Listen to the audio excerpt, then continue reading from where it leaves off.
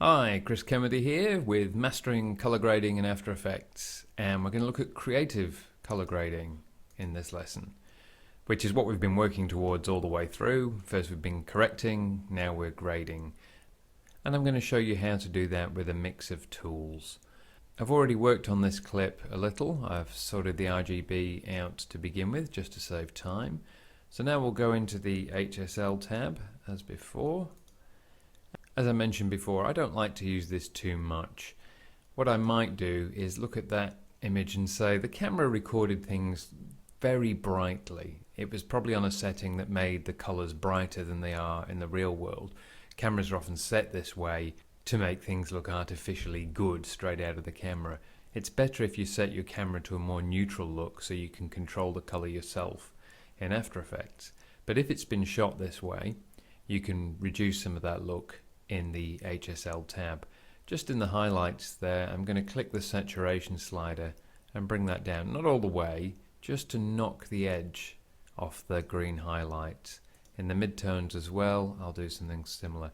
It's very easy, you can see there, just a slide too far and the image is nearly black and white. So I don't want to do too much, I'm just knocking the edge off that. Look at our original, is very, very bright greeny yellow.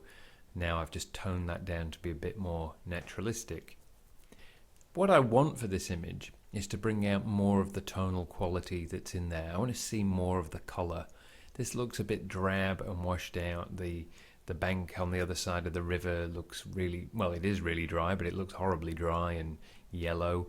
The water doesn't have any blue in it, and the tree here is just a very plain green. I'd like to see the reds in the bark. I'd like to see some of the blue water. I'd like to enrich the yellow so that it looks warmer rather than just dry. So to do that, I'm not going to use these color wheels. I could go in and just pull up the light as we did before over to yellow, something like this. It's not a bad effect, but it's just not refined enough for me. I would suggest that as a rule, you don't really use these color wheels too much, the hue offsets. They can be useful if you come in and decide there's one thing you want to do, and that's to change the highlights blue. Go ahead, do that. For more creative work, it's better to go back to RGB, where you've got full control over all the colors. So I mentioned wanting to see the tones that are in this bark here and the branches of the tree. So if I click on shadows, we have a lot of controls that we can work with here, but I know I want to see some of that reddy browniness in the bark. So I'm just going to grab the red gain slider and drag that all the way up. I like that. I can now see the color in the branch. It's not done too many favors to the rest of the image, but that's okay. I was just looking at the branch at this point. I'm not sure whether I want to do any more work in the shadows, so I'm going to jump straight to the midtones and see what I can do there. In the midtones, I want to increase that yellowy look that we talked about. And if you want to create yellow, it's best to get rid of blue. So I'm going to drag the blue gamma down.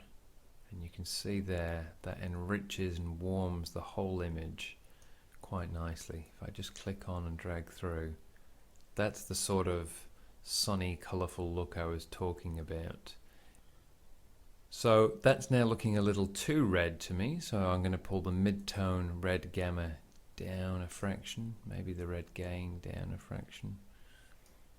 Let's have a look at the green. What about the green gamma? That's quite nice. If I pull the green gamma down, that sharpens everything a little without it going as sharp as the original source. And the highlights, if I push the blue gain up, if you look at the scope, you can see that everything's clipping. That's not the best idea. So let's just push the blue gamma of the highlights up. I'm not particularly keen on that look. It's adding a little blue to the top end and to that water, but I don't think it works for the image, so I'm just going to stop that. Overall, I'm reasonably happy with this look. It's possibly a little low on contrast when we get to this point, so I might keyframe that later. Here the contrast is good and I'm reasonably happy with the overall look. But let's go back to the HSL controls and just look at the master saturation. If I drag the saturation up, that looks too artificial to me. If I drag it down, it's looking a little too sepia. So in fact, I am going to leave that right where it is. So at this point, I would probably click OK for that image. That's one effect. It's what I wanted, and we're done. But that is just one effect. There are so many different things I could have done here. For instance, where am I now? I'm hovering over the hue slider in the master tab.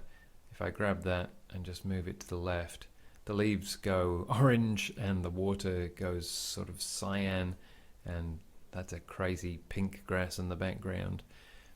If you want to do wild creative stuff, you can do it very quickly here.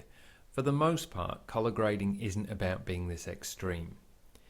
Usually, you're going for a look like this.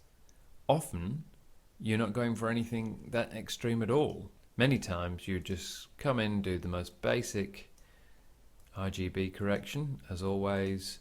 In HSL, you might do nothing other than knock down some green saturation as before, and then in RGB, you might just want to push up the master red gamma to give a sort of warm look to the whole image.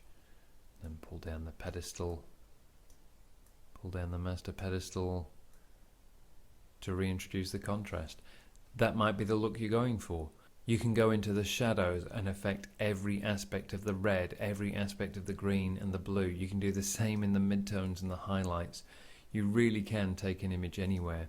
When you start working with the HSL tab, you can increase the saturation of those midtones and just offset their hue ever so slightly like that. That's actually a pretty interesting look right there.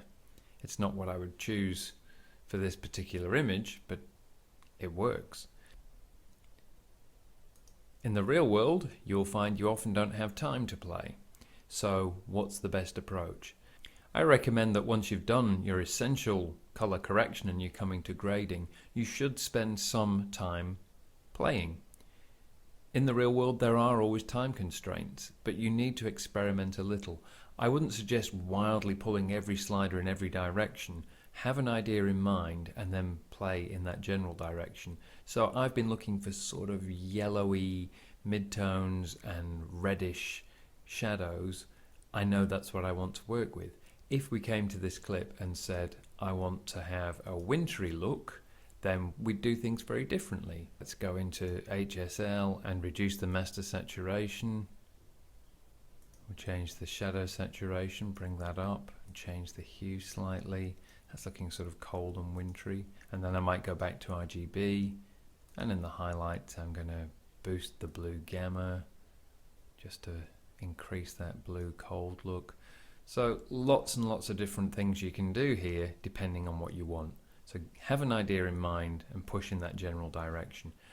If you've got endless time and you're experimenting to get to know the filter, to get to understand how color correction works, then I heartily recommend playing endlessly with every slider and control. That's not just for fun, it will teach you everything you need to know about color.